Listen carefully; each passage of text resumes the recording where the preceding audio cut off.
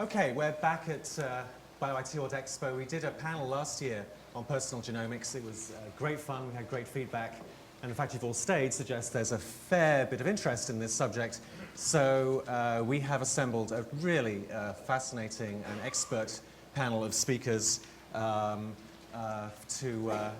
provide some information and opinion, no doubt, on this subject. So to maximize the amount of time we have for discussion, I'm going to forget any preamble and simply introduce the panel. Starting on the far left as you look, Cliff Reed, CEO of Complete Genomics. You've just heard from him. Next to Cliff, Phil Riley, many strings to his bow, a clinical geneticist by training, a lawyer, and currently an entrepreneur in residence at Third Rock Ventures, which is the venture firm founded by Mark Levin of Millennium fame. Phil, thanks for coming. Dietrich Stephan, co-founder of Navigenics, one of the leading consumer genomics companies that's celebrating its first anniversary this month in terms of the launch of their direct-to-consumer service, the Health Compass. Next to Dietrich, Robert Green, neurologist at Boston University, and somebody who's really leading the field in terms of getting public opinions about the critical usefulness of genetic information. Next to Robert, back again from last year, John Halamka. We are incredibly grateful you can make it. John was in Washington, D.C. just yesterday, having spoken here on Monday, figuring out with the Obama administration how to spend $31 billion of your hard-earned money as part of the healthcare stimulus package. Fast and wisely. Of course, of course. That goes without saying if you're involved, John. And next to John, Jorge Conde, the CEO of Gnome. Some of your founders still call it Know Me, but we'll call it Gnome. Yes, we'll agree on that? Okay. Let's agree on Gnome. I knew you'd be happy. So, Jorge, I'm going to start with you. For the people who may not know what Gnome does, you've been in business now for, well, you've been offering a service for over a year now, offering complete genome sequencing to people with more money than I have. But you've been, you know perhaps better than anybody what it's like to deliver whole genome information and gauge and see what the reaction is to people who've written you a decent-sized check. Try to sum up, if you can, in a couple of minutes, what that experience has been like over the last 12 or 15 months. Sure, absolutely. So first of all, thank you very much for having me here this morning.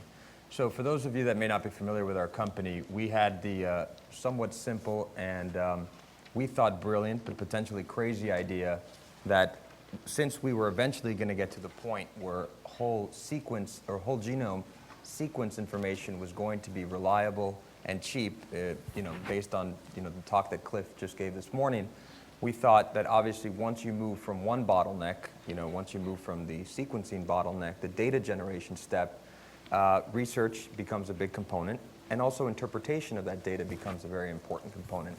And as you sort of learn in Business School 101, when you remove one bottleneck, you create another one right downstream.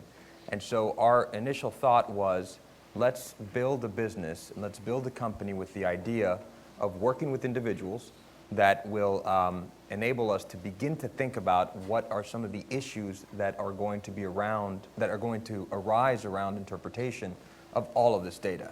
Now, it's a couple complicated steps because it's been pointed out many, many times before. There's a lot we don't know about the genome yet, and I think everyone in the room would recognize that, myself included. But also, there's an important question as how do you deliver this information in a responsible way and in a way that provides context and that can be digested by somebody or by individuals that aren't trained geneticists. Our idea was we want people to be able to understand their own information. We don't want to scare them. We don't want to mislead them. And we want to do it in a way where we're learning as well. So we launched our service in November of 2007.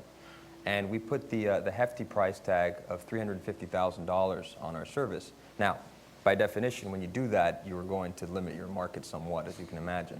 So we had the original idea that the first people that were going to come to us are obviously the people that can afford it, and they were going to be a very self-selected group, people that were fundamentally early adopters. And those are the people that were going to help us learn how to do this better. So we did that for some time. We managed to get some scale and get some expertise in how we do things, and we eventually dropped that price to just under $100,000, which is still out of reach for most individuals, but that gave us an opportunity to work with more and more people. And we can talk a little bit more about what the experience has been like for us, and more importantly, probably what the experience has been like for the individuals that have paid for that. But just to sum it up very quickly, I think that it's been a very educational experience for those individuals that have contracted us, and the evidence to me that at least we are starting off on the right step is that the majority of our business today comes from referrals from our previous clients. There's no question that we're going to get better at this. There's no question, obviously, that hopefully when, and not if, but when Cliff and his company and his team are successful, that we'll be able to do this for a far larger number of people. But our hope is that by the time that point is reached, we will have really become experts at how to do interpretation responsibly and how to do it well. And before I forget, you have a current auction going on eBay, so anyone can get involved in this potentially. That's right.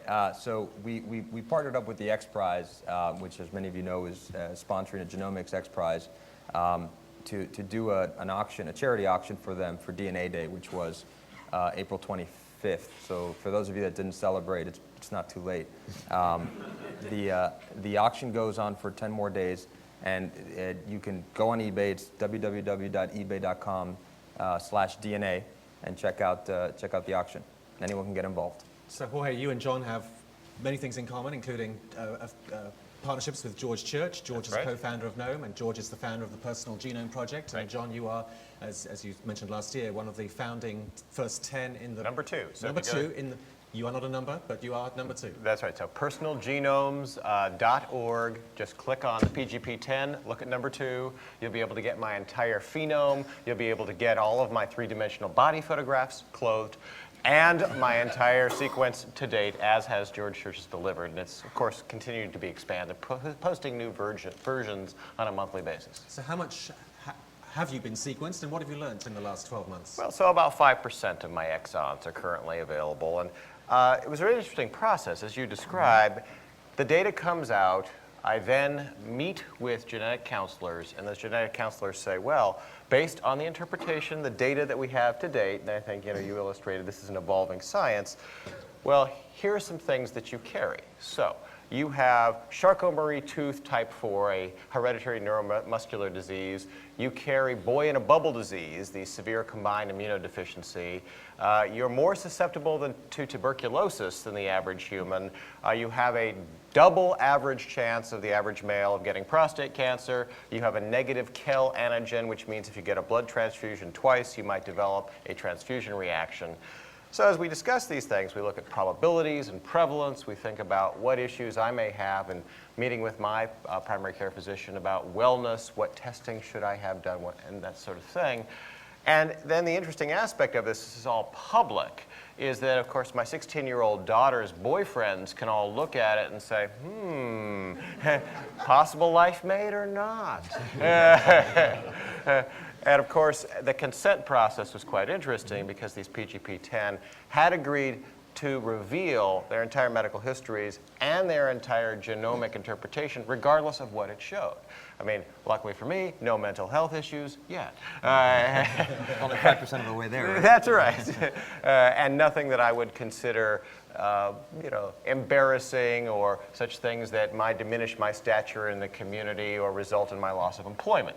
But this is an evolving science. We're being very public about it. And I think part of the whole adventure is we're learning together, we're understanding the science, we're figuring out how in the future, people okay? How in the future patients will be informed by their geneticists and their doctors about this stuff. But for example, if you were told you have a 20% increased chance of colon cancer, you say, oh my God, 20%, that sounds horrible. Oh, the incidence of colon cancer in someone your age group is less than 1%. Oh, okay. It's really 1.2% when you think of the increased chance of cancer. So all of that kind of communication has been the interesting aspect of this. Robert, at the panel last year, we had Jeff Drazen, the editor of the New England Journal of Medicine, really begging for people to do clinical trials to examine the impact of genetic testing and consumer genetic testing on attitudes as they learn some of this complicated information in some cases for the layperson. This is something that this has been your pet project for the last decade or more, I guess, with the REVEAL study for Alzheimer's disease and APOE. Please bring us up to speed on what you've learned in that process. Well, the REVEAL study looks at the impact, not just attitudes, but the medical, psychological, and behavioral impact of learning whether you have APOE genotype or not, which puts you at increased risk for Alzheimer's disease. But right from the start, we imagined it as hopefully a transformational set of studies that would inform what's going on in personal genomics. And that is because we saw this as evidence-based work using clinical trials methodology that would transform what has previously been a set of LC discussions. Previously, ethicists, legal scholars have been sitting around sort of saying, I wonder what would happen if you give this information to people. I wonder what will happen with the insurance industry, for example. Well, the REVEAL study was the first study to actually demonstrate that people do purchase more long-term care insurance based on their APOE genotype, something that's been talked about for a long time, never been empirically demonstrated before. So we see this as heading forward, and I see the greatest challenge of the sequencing that we're hearing about as what is going to be the impact of unexpected information, of unexpected incidental information that people learn about their genomes. So here in the front row, you, sir, you're a carrier of CF. You're a carrier of factor V Leiden. You actually have Lynch syndrome and don't know it. And one of the ladies up there, you happen to be a BRCA1 carrier. You suddenly discover that. What do you do next? And we are woefully unprepared. I'm in a genetics, I've gone back to training and to become a geneticist. I'm doing what Phil did decades ago. And what I'm discovering is that genetics professionals, genetic counselors, medical geneticists, are woefully unprepared for this transformation. And I can say more about that. Dietrich, Navigenics is, the service has been 12 years old. It offers people affordably to get access to at least 500,000 SNPs and tells you information about your genetic susceptibility to a couple of dozen at least major disorders. I've had the pleasure of doing the panel and it's been very interesting. Talk us through the last 12 months. Is your business model, what have you learned? What surprised you? And are you, particularly with regard to the direct-to-consumer channels versus working with perhaps more of the medical channels, how is that balance evolving? Sure. So I think it's important to preface the answer by saying we're on the verge of a massive healthcare crisis, and it's caused by more people on the planet, a shifting age demographic to older age individuals, and our successes with infectious disease. And it's going to happen in the short term, in the next decades. And it's analogous to what we were seeing with respect to global warming before Al Gore made it made it common knowledge. And so that chronic disease has both a genetic and environmental component. Every chronic disease has a genetic component. And so 4 years ago, actually, David Agus, who's a clinical oncologist, and I started Navigenics and decided that we were going to implement a new paradigm, a broad-based public health type of genetic risk factor analysis and a delivery vehicle to get that to individuals and their physicians so that they could get their whole genome sequenced, extract common variants, rare variants, epigenetics, and copy number variants, totality of heritability for chronic disease, and communicate that information in an intuitive way to individuals in a portfolio-based, rank-ordered way so that then they could avoid exposures that they might be particularly sensitive to, present for early screening, and get on therapy, the right dose earlier, which hopefully will expand the healthy lifespan, compress the window of morbidity at the end of life, drive costs out of the back end of life where all of the costs are stacked, and therethrough allow more people to access care. Grand vision, 4 years old. We thought hard about it. We built a spectacular business team around it, and we built the company to last. So we put a stake in the ground that's what we would do in the medical space. And we raised the bar on that. And so you're seeing a lot of the other players in the personal genomics space sort of coming into our paradigm with respect to how do you interpret all of the publicly available risk information? How do you communicate retrospectively derived risk information to prospective measures of risk accurately without doing 50-year prospective trials? How do you grapple with interactive models and really start to refine those risks. And recognizing that the amount of information and the accuracy of information will continue to increase, costs of technologies will come down. We wanted to build the infrastructure for that. So that's what we've done. We're going to pour in information as it evolves. And again, we built a slow ramp into the business model so that we could learn from all of that. And so we are exactly right on track. It's been interesting to see that consumers are not willing to pay for healthcare until they get sick. That's a fundamental realization that I've come to. People need that sentinel event in their lives before they modify their behavior largely. And so we're going to need compression of the entire ecosystem by, for example, Medicare, where they start incentivizing for preventive behavior and providing carrots and sticks with respect to coverage. We'll need private payers to do the same. Employers are already doing that. And that will come. That will come. But that's been the biggest challenge to date. Just briefly, are you trying to engage directly with the consumer or work through existing medical and expand existing medical channels so that you go to your GP and the Navigenics test becomes just another test that can be ordered the same way as your LDL and PSA and other things? Both. Again, fitting within the appropriate regulatory framework, we've made sure that consumers can access this information if they want it. We believe that scientists and physicians have been far too paternalistic with respect to risk factors to date. But we are seeing the largest expansion of the market in the physician channel, in the primary care physician channel. Mm-hmm. Good. Phil, you're a clinical geneticist. I'm not sure if I should say it's a dying breed, but it's a rare breed. Well, thanks a lot. I haven't read your genome, but you've been a keen observer of the personal genomic space and this direct-to-consumer revolution, if you will. Are you as bullish as some of the people we've heard on the panel?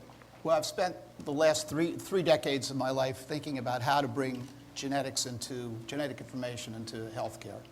A few things I'm sure of, but most things I'm not sure of. I'm sure that teenage boys are far more interested in phenotype than genotype when it comes to daughters. I have no doubt about that.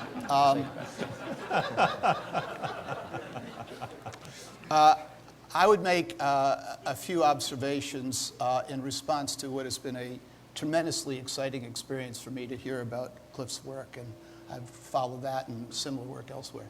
I think everything in life is a matter of timing. You pointed that out.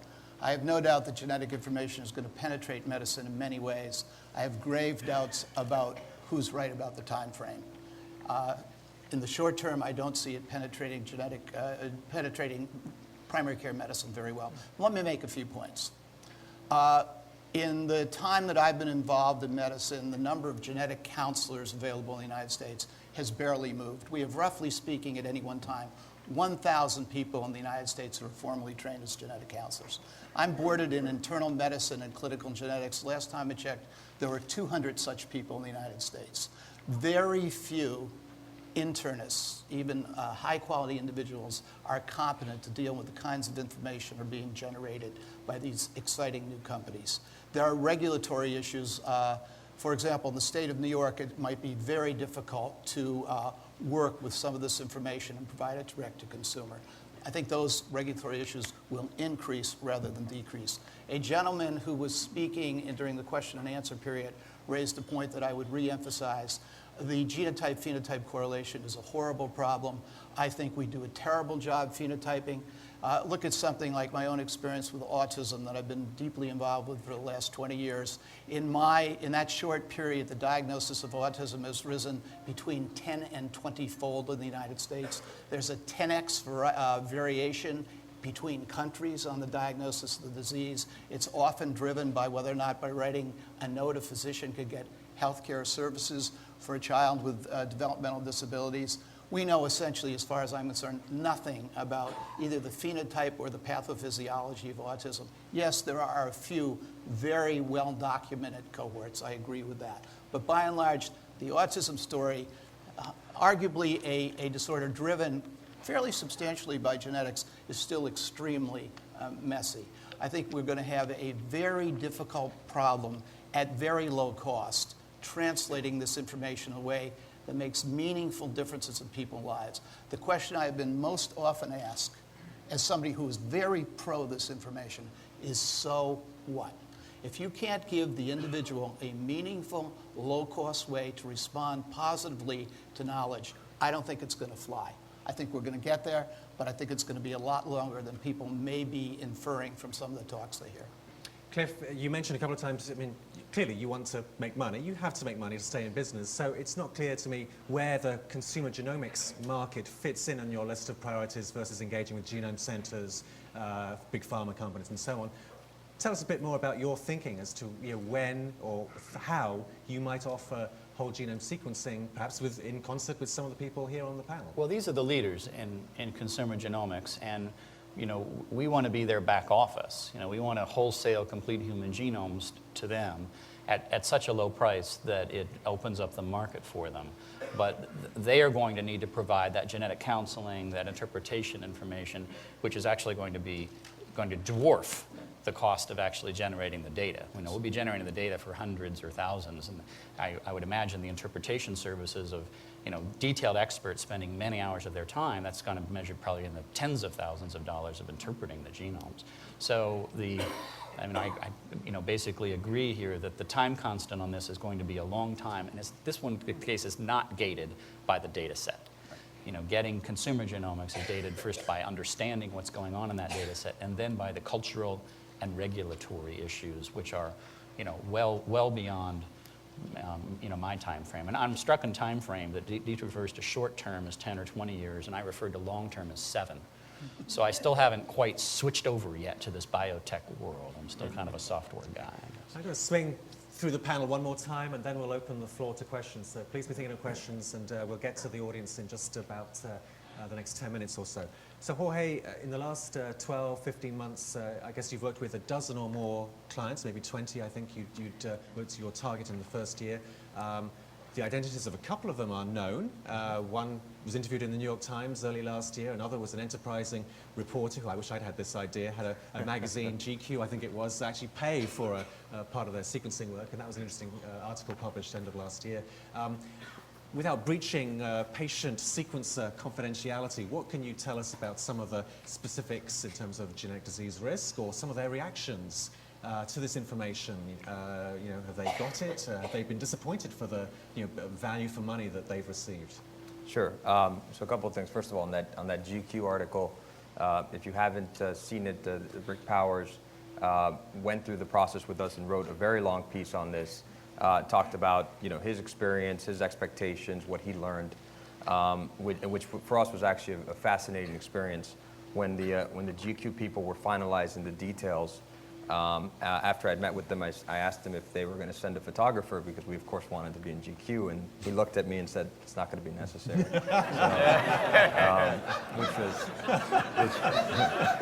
which was unfortunate. Instead, they put in a picture of a DNA made out of alphabet soup, a DNA helix made out of A's, C's, T's, and G's from alphabets, which was really upsetting to me personally, but it's okay.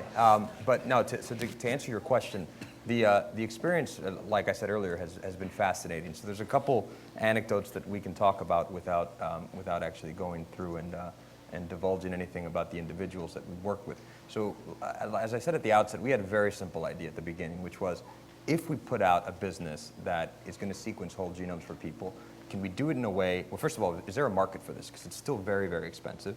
And can we do it in a way that would be meaningful for individuals? Because if you can't do it at a price where an individual, even a very early adopter with a lot of money, is going to find any value, you don't have a business. So as a proof for ourselves, we did something very simple. We said, instead of going out and raising a lot of venture capital money and trying to build out an infrastructure, if the timing is wrong and we're too early, let's actually let's hang out our shingle and see if we can attract customers and let them, working with us, essentially fuel the business. And that's what we did. And so if we had been wrong in that initial hypothesis, I probably wouldn't be sitting here right now, because they've, fortunately, through their pioneering work and their willingness to work with us and frankly fund us through providing us revenue, we wouldn't be sitting here right now. So that was the first thing. So we went through this process with the first individual who started the sequencing process in January of 2008. This had been done but a few times before this, certainly never been done by us or by any company similar to us providing this for a private individual that was doing this as a consumer. And one of the guys on my team, a guy named Ari Karicki, has a great analogy that he throws out where he says, more people, when we started the company, more people had walked on the surface of the moon than had actually been able to have their full genome sequenced. Fortunately, we can say that's no longer the case. There's been 12 astronauts, and fortunately, we've been able to surpass that. But we didn't know what, just like when we got to the moon, we didn't know what to expect. We weren't sure what to expect with these individuals. So when we started with this first client in January of 2008, the first thing we wanted to do was make sure that we were setting the right expectations. So we flew someone over to Geneva to meet with him and sit down and talk to him about what kind of information he would be getting, what we could say, and more importantly, what we couldn't say with this data. And as Dietrich mentioned, one of the challenges and that one of the places you want to get to is where you can talk about common variants, you can talk about rare variants, you can talk about structural variants. And we had built some pretty neat tools to do that, knowing that they would get better over time. So that's the first expectation you want to set. The second expectation you want to set is that there may be actionability and there may not be actionability for certain things. And so we wanted to make sure he was comfortable with receiving things that would be actionable and things that wouldn't be. And so we went through that whole process, and we've refined it, and we've gotten better at it. When we flew him over to Boston to review his results, and the way we do things is a bit unique because we have the benefit of working with a small number of clients as opposed to trying to go after a mass market at this stage. We sit them in a room with our geneticists, our bioinformaticians, a genetic counselor, and some other folks, clinicians and others, to go through the data. And that provides us the opportunity to do a couple things. One is to make sure that the information that they're receiving, that they're interpreting it correctly. And there's no better way to do that than to do that live. Because if you send somebody a web page with their data, you don't know what they're going to read into that. And we've seen this time and time again, where individuals ask a question that clearly demonstrates they didn't understand what you just told them. And so this is just a way to backtrack and re-engage. And we went through that process with them, and this is a full-day session we do with them. They meet with a bunch of folks. Then they go, and if they choose to do so, they go and meet with experts, specialists that we can set up appointments with, neurologists or cardiologists or anyone else throughout we have the good fortune, obviously, of being here in Boston, so we have a lot of doors we can knock on. So once we did all of that, our first question was this person satisfied? And in my mind, like I said earlier, the best example of the fact that he was satisfied is that he became our first source of referrals. And since then, since we worked with this first individual, we have worked with upwards of 5 or 6 of his closest friends. And so in that regard, I think he's been very happy. The other thing that we didn't really anticipate is that when you charge someone that much money, they expect some pretty high service. So we see this individual once or twice a month when he comes in. But it's been a good experience thus far. John, I want to briefly touch on electronic health records, which is a major interest of yours. And in a few years' time, Navigenics and Complete Genomics are going to be sequencing individuals. And I'm thinking of this: each individual is going to have millions of discrete, many unique variants, thousands of unique SNPs and variants are being found every year and going into databases such as OMIM. And yet your average physician, as one of your colleagues, Sandy Aronson, pointed out just here yesterday in one of the tracks, the average physician has 14.7 minutes to try to impart this information to the confused consumer. There's a problem here, I think. Well, absolutely. So folks have followed the Boston Globe over the last 2 weeks. You've seen this interesting experience I've had in sharing data with patients. So Beth Israel Deaconess Medical Center partnered with Google, we partnered with Microsoft, and we said we're going to share the clinical record and the administrative record with patients. Well, as probably folks know, there's a difference between clinical data your doctor writes and the insurance company billing, which is an interpretation, not necessarily a granular one.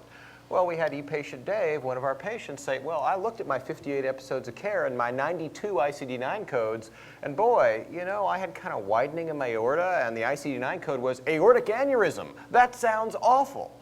Well, is there an ICD-9 code for widening of the aorta? No. Aortic aneurysm is the closest.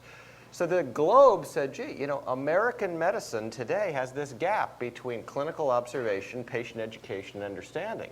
Well, with the genome, this is going to be horrific. How do you explain to somebody something that's probabilistic, not deterministic, and what they should do about it? So there's got to be a whole industry taking your database and other things you guys work on, raw data, getting into something the patient can understand, actionable and non-actionable, and then figuring out how does the doc who has 14.7 minutes make this useful to the patient, and that's got to be leveraging other experts, no question. So I have learned over the last 2 weeks, and the Globe even wrote an editorial on this, you know, murder, death, war, and, oh, patient ICD-9 coding not granular enough. I mean, how strange was that? That you really have to think of not just the science, but the whole patient education. That has to be a focus of our next few years. Right. Jorge, by the way, you know, if GQ doesn't want your photograph, you know, we'll put it in BioIT. Well, that's almost as prestigious, right? Robert, you had an editorial in the New England Journal very recently about talk about genetic privacy and, you know, the question of presidential privacy. Please tell us a little bit about that, because that's an interesting avenue to pursue. Sure. Well, with the presidential election a few months ago, we just were sitting around thinking that it wouldn't be very difficult at all to pick up some DNA from a presidential candidate. And it wouldn't be difficult at all to sequence it, or at least do a genome scan on it. And it wouldn't be difficult for people with the intensity of interest in the presidential candidate's health. It wouldn't be difficult at all to spin something. So for example, if there were a gene, I don't think there is, if there were a gene that suggested recurrence of melanoma, and that gene suggested that there was a higher probability of recurrence of melanoma, you know, in Senator McCain, then someone could release that information in a way that would damage his campaign. So we simply wrote an editorial that sort of suggested that. And this is really back to my theme of incidental findings. I mean, what these would be incidental findings of possible medical significance in a presidential genome that could be spun by individuals in one direction or another. Now, herein lies the tremendous danger for confusion and for exploitation. Because not only, you've spoken to the idea of confusion, not only is it possible to be confused by susceptibility genotyping, by probabilities, by whether this is a real issue, whether it's an issue for your children, but it's possible for this to be exploited. And here we risk having industries like nutraceuticals jump onto the genetic revolution and try to sell worthless and unproven nutraceutical treatments in response to certain genetic variants. Cosmetics industry has already done this. Nutraceutical industry is trying to do this. The dating industry is trying to do this. And most of this is flat out pseudoscience with nothing supporting it.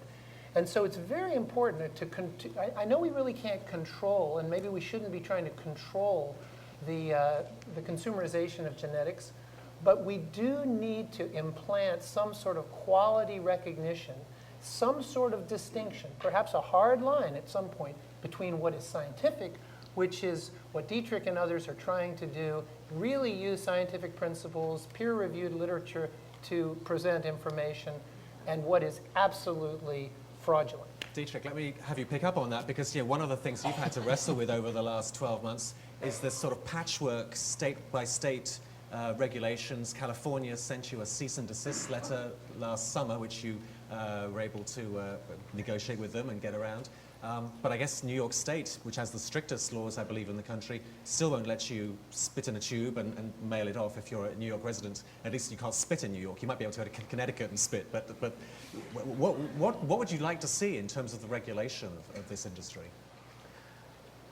I think there has to be some granularity with respect to quality of the technical aspects of the services, the interpretive services, et cetera. And so we actually welcomed and met all of those regulatory thresholds, some of which simply involve having a physician involved in the ordering process. So those are easy bottlenecks to work with. And I think more importantly, since we were on the HIT piece, what we've done is launch a national initiative called the iPrevent Initiative, and folks like Zach Kohani and Mark Boguski are involved. And what we're doing is working with the major clinical information system providers, the EMR companies and the PHR companies, to integrate genetics into the individuals who are captured within those. And then working with Microsoft, the Amalga product, there was a press release yesterday, suck all of that information into a database and then put a consumer-facing angle on it with HealthVault. and really be able to drive this prospective outcome process, but also integrate clinical data, exposure data, pharmacy data, grocery receipt data, so that we can do these massive data mining exercises to get at highly predictive models that will drive the content in the future. So that's another aspect. Phil, tell us a bit more about, you touched on the dearth of genetic counselors, and most MDs, most family physicians, I mean, they don't want to look at SNP scores. They don't understand them in many cases. I went for my annual checkup recently and dumped my 100-page Navigenics report on his lap. I mean, the look on his face was priceless. What are you concerned about the level of genetics education in the medical community? What do we need to do? Very much so, and I'm going to go a little bit wider in my answer to your question, if you don't mind. I've been thinking about how to best use 3 minutes with my colleagues in this audience, and I offer the following advice. You spoke about language, remove the word predictive from your lexicon. Nothing that we're talking about predicts anything in the way the consumer understands the word prediction. Substitute risk assessment or something like that. That would be the first point. 2, I think we've totally missed in our discussion so far discussions of a potential backlash against this information by the consumers. And I tell you where I'm worried it could happen, and this is something I've been deeply interested in for a long time. Talk about revolutions. We are on the cusp of a revolution in prenatal diagnosis. Moving from 25 years ago, where we just asked whether a fetus had Down syndrome, trisomy 21, to being able to assess hundreds or thousands of DNA variations associated with meaningful disease risk but uncertain phenotype, overwhelming the obstetrics profession. And this is not in 5 years, this is in 5 months. Companies like Sequenome have exciting new technologies. There's a company like Signature Genomics out in Spokane that is really pushing the envelope on prenatal diagnosis. We will move to an era of selective abortion rather than abortion because you don't want to be pregnant at all. It's going to be a very different set of ethical circumstances. The other thing I'd like to point out is I don't think we've at all discussed yet what may be the single biggest application of the exciting technology that Cliff has talked about. Let's just sequence every newborn in the United States.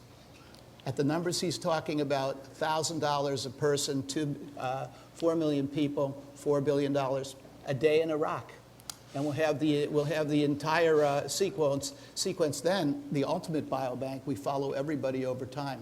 I think the informatics and the DNA are there, and yet our current newborn screening in the United States is anchored in, by and large, 1960s technology, with the recent change brought about by tandem mass spectrometry for certain inborn errors of metabolism. The best state in the United States does maybe 40 to 50 newborn diseases. We could add 2 zeros to that very easily and learn a lot more about these diseases in a much more efficient way than thinking about late onset disorders like asthma, cancer, heart disease. We could really learn a lot more about disease progression.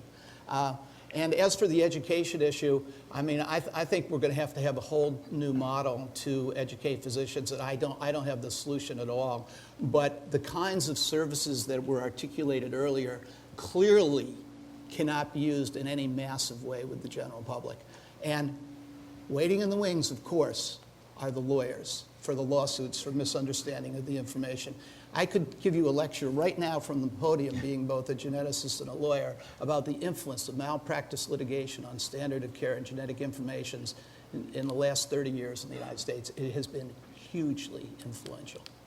Phil, thanks. I'll have Cliff respond to that and invite people from the audience. We'll take questions from the floor now. So if you have a question, please go to the microphone. Cliff, The 4 million babies times $1,000 each is not a calculation that has been lost on me. And indeed, I think that's going to be one of the places that genetics really rolls out. We did a little homework there, and it turns out the average reimbursement for genetic tests from a state in the United States is $32 right now. Right. So the $1,000 cost of a genome compared to the $32 reimbursement, obviously a big gap there. But I expect this to roll out like so many things in the genetic space in a voluntary opt-in way. Today 5% of all parents in the United States spend $1,700 on preserving cord blood from their infants, which is a purely voluntary thing. And you know, the American Pediatrics Association estimates that the probability of that cord blood actually helping that infant is 1 in 260,000. So this is a vanity purchase by wealthy Americans, Americans with incomes of over $100,000 a year. But it's an engine for starting this process, for providing the economic fuel to start sequencing newborns, tracking them, providing phenotypic to genotypic associations that will then convince the rest of the society that this is something we should do as a matter of public policy. I just want to add a footnote to that great point. Newborn screening in the United States is controlled by a consortium of state governments. With all respect, there may be somebody in the room working for them, providing antiquated and substandard services at every level. It's ripe for a takeover by the private sector. All right, questions from the floor. Please identify yourself as you ask a question. Yes, this is Francisco de la Vega from Life Technologies. I want to bring the issue of false positives and false negatives into personal genome. I think in terms of false negatives, how complete a genomic sequence needs to be useful. For example, I wonder how many of these recently published sequences miss the must-have pharmacogenetic SNPs, for example, and whether that's going to be useful or not for clinical practice. The second, in terms of false positive, just before I leave the mic, is what we are going to do when we have false positives. And I'm not talking about false positives in terms of technology. Even the technology is perfect. What's going to happen when we screen hundreds of thousands of people and we'll find Mendelian mutations, not susceptibility mutations, with no manifestation at all? Robert. Well, this is exactly what I'm talking about. The false positives, as I understand it, is not going to be such a technological problem in terms of what's called analytic validity. The false positives is going to be in terms of clinical validity. And you're exactly right that when people see that they are a carrier, or they actually have a Huntington mutation, or they have a BRCA mutation, then the question is, what do you say to them and how does their life change, particularly if that starts to require surveillance that's going to be expensive, and so I think that's a huge issue. And just one, I'm 3 months into the residency that Phil did some time ago, and the greatest surprises to me have been that geneticists don't like to order genetic testing, in part because of the cost. I had a gentleman yesterday who I wanted to order one genetic test for neurofibromatosis, and it cost $1,200.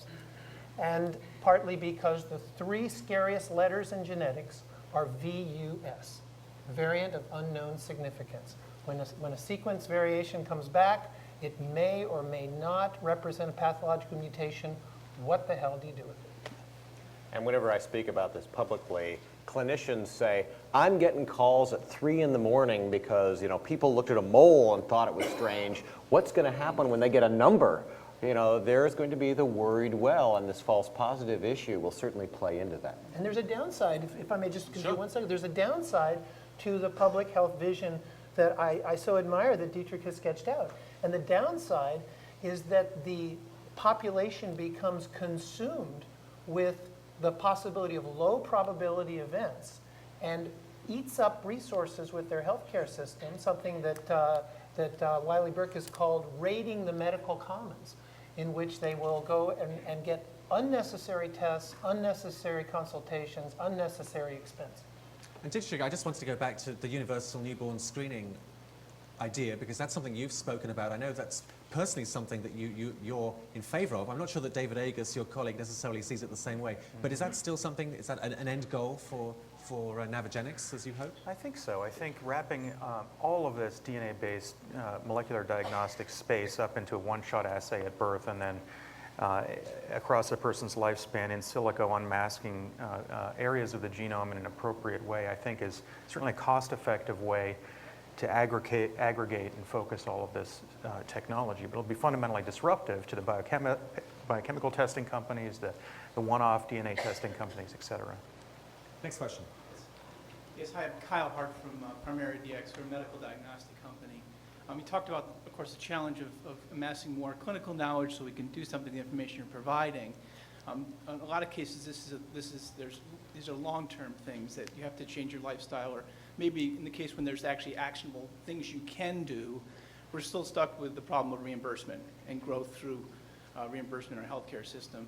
I'd like you to maybe comment that in generally what policy changes you propose, and in particular, as a client of an HMO, I'm probably going to change my HMO over my lifetime, so they're not necessarily interested in my long-term care.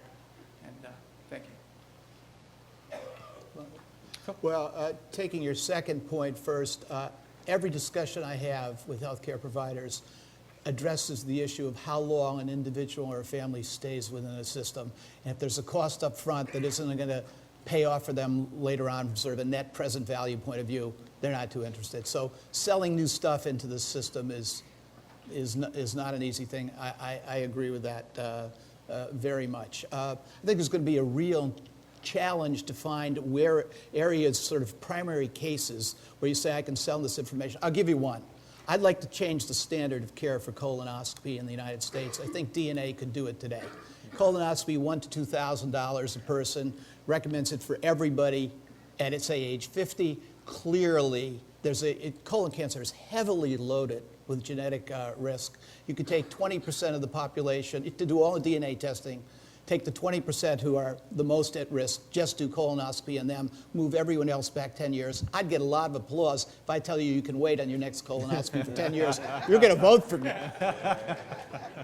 And I think, and yet, without disclosing anything out of school, I used to be a consultant to Myriad Genetics. Their breast cancer test has done great.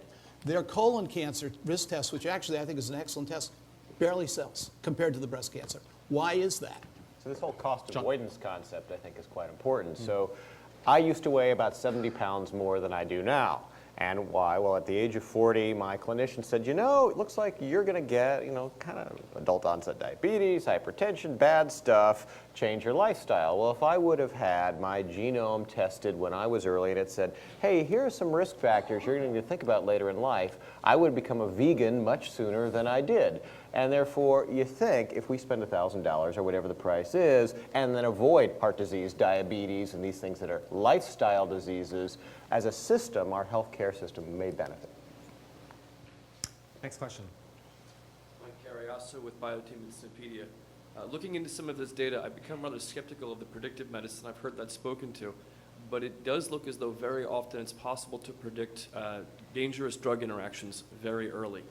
And it seems like an area in which the standard of care may quickly, I guess the lawyers come in and force that to become done much more widely. I'm curious for the panel's views as to how that might be a route towards more wide adoption. Phil? Well, I've been thinking about that a lot, particularly the story on warfarin, for example, and a lot of new information about the drugs that are primarily used in the psychiatric community. You would think we would have enough information now to drive it forward, but coming back to some of the points raised here, the individual and costs of the tests are still high. That's one. And two, the expert clinicians take warfarin and the genetic load there are saying, we don't need the genotype information. Our phenotype information is good enough. There's not enough value added. So, it's just going to be a hard sell. I don't think we have the killer app there yet. I'd like to see it. I'd like to add to that. Sure. I think genetic testing is also, for PGX, it's also fundamentally disrupted to the clinical workflow. And so if you have to order a test before you write the prescription, then wait for 2 weeks, it's not going to catch. And I think that's what you've seen with the P450 Roche AmpliChip with respect to metabolism. And so, but I do think that full integration of your genome into your EMR and a web services point of care interp for the PGX that's linked to the pharmacy. You're starting to see these paradigms evolve that are. And what's that time frame? Well, again, this is moving really fast. 50 million Americans don't have health insurance. Jorge, are you delivering information on drug interactions to your clients? Yeah, it's a good question. So yeah, we do a full pharmacogenomic profile what we can do based on some of the limitations we have with IP and things around that nature. But what we do find is that's one of the most engaging things that we provide individuals, because you are able to show them everything, at least we know right now, without having to do individual tests. And so even if it's things that they're not currently taking, whether it's psychiatric medicines or things of that nature, it does engage them very quickly, because the actionability of that is very obvious, or at least the applicability of that is very obvious to them. Please. Yes, as we move into the use of electronic health records, it seems like there's an opportunity for more uniformity in terms of descriptions and phenotype descriptions. But it seems like we're still kind of hamstrung by this kind of reimbursement-based coding, and it really reflects on the entire healthcare system. I mean, if we don't have a single-payer healthcare, and there's the problems both in terms of individuals' liability of their genome being known by the insurance companies, and then there's the recording issue of how people get reimbursed and use incorrect codes based on reimbursement. As you speak to work with President Obama, are you addressing these issues, and what can we look forward to? So Bush appointed me as the person responsible for all medical data in the United States 3 years ago, and I'm now continuing that role in the Obama administration. There's a difference between what the Bush administration did and what the Obama administration is doing. The Bush administration said, we're going to come up with a set of voluntary standards, and we'll build a certification body. Adopt these if you'd like, you'll get a good housekeeping seal. The difference with the Obama administration is it's regulation. And so we have until December 31st of this year to complete the required code sets and vocabularies that must be used by regulation if there's going to be reimbursement from Medicare and Medicaid, 50% of the healthcare dollar in this country. So yes, you'll see some very aggressive work. SNOMED CT and LOINC are the two vocabularies that will very likely be used for clinical observations, test results, both numeric and non-numeric, and that by December will be regulation. So I don't claim to be an expert on patent law, but how is this, the ability to generate whole genome sequence and look at all SNPs and all variations going to be dealt with when there's a patchwork of IP on genes and SNPs already in place? So do you guys have any comments on that issue? Is patent law going to have to change, or are there going to have to be changes in IP based on this, that otherwise that are going to block a lot of this efforts that you're talking about? But Jorge, you alluded to IP issues. Can you be a bit more specific about what you're coming up against? Yeah, so look, I think it's a very good question, and that's clearly going to be an issue. So to answer your question up front, I think there's going to have to be some changes around how patents are dealt with in this space. I mean, there are a bunch of different models that have been proposed. Probably the simplest one was, an iTunes type model where you have a central clearinghouse where if you want to do an electronic version or a digital version of a test, you would pay a much lower cost than it would if you were doing the test one-off or you were licensing that test directly. But that's a question mark. We've spent a lot of time with our counsel and with outside counsel to make sure that what we're doing, it doesn't infringe IP. And what's interesting at looking at the IP landscape, at least as it currently stands today, is there's a big range of protection, from the very, very tight protection around things like the Myriad test to things that are very specific to biological analytes or an assay, a specific assay for a specific test. And so you have to work within that patchwork. We have the good fortune, obviously at the moment, since we're dealing with relatively small number of individuals but looking at a lot of data, is that we can reach out to individual companies when we have a question or a concern. That's clearly not a scalable approach, so that's going to have to change. Phil, do you have a comment? You are our resident lawyer, after all. I really am not expert in IP law. I do know that there's been, talk about backlash, there's been a lot of backlash in patient communities when companies that have generated tests based on working closely with organizations of folks with a rare disorder have then charged a lot of money for the test. I actually have a different take on the IP. I don't think it's going to be a problem. I think it's going to be just overwhelmed by other forces in the society, and that it won't be cost beneficial to actually try and protect your freedom, your blocking patents. All right, two final quick questions from the floor. Cindy. Thanks, Kevin. I'm Cindy Cronin-Shield with Cambridge Health Tech, and I'm a nutritionist. I have a nutrition science background, and I'm curious, when I hear this dialogue and these conversations, I hear the term lifestyle factors, and I'm wondering if nutrition and dietetics are considered as part of that, because when people don't eat the right nutrients or the right types of foods, disease will occur, and that those diseases may or may not be genetic based. And there's a whole movement in the nutrition industry with functional foods where patients are eating a specific food or nutrient to manage that health condition. And you have these companies producing food supplements. And I'm just curious about whether that nutrition and dietetics are a factor in these genetic discussions, and if life science industry will be looking at creating product to compete with these other companies that already have products out there, and what your opinions are about that. Thank you. Let's start with Phil and then Robert. Well, nice question. First of all, in the field of inborn errors of metabolism, diet, as you know, has been very important for a long time. In my own work, I see a recent advance in that area. So, for example, the cost and quality of a low phenylalanine diet for PKU should improve markedly in the next couple of years.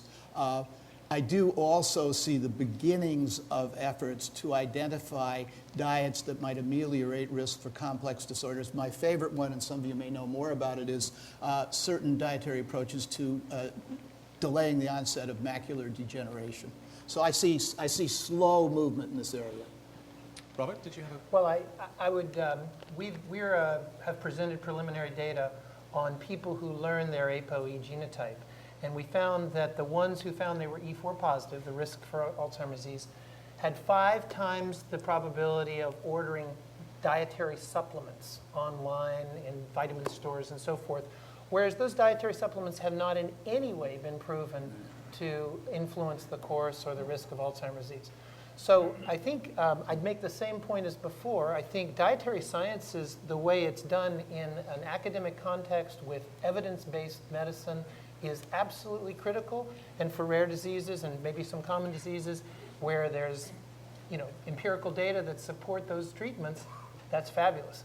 But we must make a distinction between the desire to use diet, which everyone has, to address these common complex disorders where there may or may not be any evidence whatsoever. And real quickly, Yes, I think genomics can help with alignment of incentives. It's actually much more fun to have 2 lattes and a couple of Big Macs every day and to just sit and watch, say, Dr. Phil, than it is to eat nothing but tofu, rice, alfalfa sprouts, and run every day, which is what I now do because my genome and my doctor, together align my incentives. I want to be healthy. I want to have a vigorous life. So fine, get probabilities and then change your lifestyle and your nutrition based on those probabilities. But John, here's the problem. If you get back at this moment in time, your genome scan, and it says you are at low risk for diabetes, and it has nothing to do, and it doesn't take into account your family history, and it doesn't take into account your weight. A lot of experts are worried about the issue of false reassurance. They're worried that you will then go justify grabbing that Big Mac and chowing it down because you've gotten genetic information that reassures you you're at low risk. So let's hope it's a combination of rational thought and counseling from your doctor plus genomics, only used if it's a positive incentive. Exactly. Final question from the floor. Yeah, I want to come back to a point John Halamka made in passing, but that if one goes public with one's genetic information, you're not just sharing for yourself, you're sharing for all your close relatives. And also, if you don't go public, but you find out something very serious about genetic information, do you inform your family members, and are you, in a sense, making a choice not for yourself, but for lots of people around you when you choose to have this test? If you want to comment on that. Sure, this is a great question. The consent for the Personal Genome Project is 35 pages long. And it requires a genetic counselor to meet with you for 2 hours to review. Do you realize that someday there actually, this is kind of CSI, might be the capacity to take your ATGs and Cs, proactively sequence your genome and left your DNA at a crime scene? What are the things you need to think about? Might your, children's children not be able to run political office because it's the Machiavellian gene that you carry or something? So maybe that's adaptive, I don't know. But the idea being that this has incredible responsibility. I had to talk to all my first-degree relatives. I had to talk to my wife by association. We don't share a genome, but now she would carry stigma of whatever family issues we would have. And everything that is done with regard to the PGP, I do inform my parents and my cousins. My parents, by the way, are going to be PGP 11 and 12. So George and the team said, let's actually figure out where John got all those bad genes, mom or dad. So we'll be one of the first family cohorts sequenced. No so question. I usually counsel first about the risk for non-paternity. But I would like to point out that there are already 2 state appellate courts that have addressed the question that the gentleman raised, whether there would be a duty to warn first-degree relatives about a risk. They both involved autosomal dominant cancer syndromes, and typically for the American courts, they were decided in opposite directions about the duty to warn. But it has already penetrated the appellate court level. Well, just to put this in a clinical context, when I walked into my first cancer clinic as a fellow, and I learned that somebody who just found out they carry a gene that has a 50% risk of being there in all their brothers and sisters. They got 10 brothers and sisters, and they're estranged from their family. So they're not going to bother to tell them that each one of them has a 50% chance of carrying that gene, which in turn gives them a 70% chance of getting colon cancer. I was astounded. Our entire medical system is oriented around the individual. It's not oriented around the family. And I said immediately, we got to call those people. And my genetics teacher said, you can't. Think about that. Cliff, final thoughts as we wrap up here? No. Fine. Come on, it's a bold new world. This is great stuff. I think we've got the bold vision. Dietrich, you're not, your guys aren't releasing stuff, but talk about the dark matter of the genome, just as we close here. You're just scratching the surface with a handful of SNPs, but in your recent academic work, you're looking at copy number variants, and you must be anxious to get started. You really almost haven't begun in a way. Oh, absolutely. I mean, I think there are clearly independent genetic risk factors that can be used to stratify the population and do those at high risk benefit. I firmly believe that. I think those, the rest of the genome that we haven't really mined yet with respect to correlations between nucleotide or structure variants and disease will bolster our confidence in those predictive models. So I think it's hugely important. I do want to make a point that I think Cliff is underestimating the numbers of individuals we'll need to really get a handle on the perfectly predict. I know you don't like that word, but as close to perfect as we'll ever get. You're probably looking at all of the people's worth on the planet until you start getting those combinatorials worked out. And Jorge, good luck with the eBay bidding. Currently, it's $68,000. It ends on Monday, I believe. On Monday, that's right. There's still time, everyone. These guys are incredibly busy, incredibly talented. Please join me in thanking them for a really wonderful session.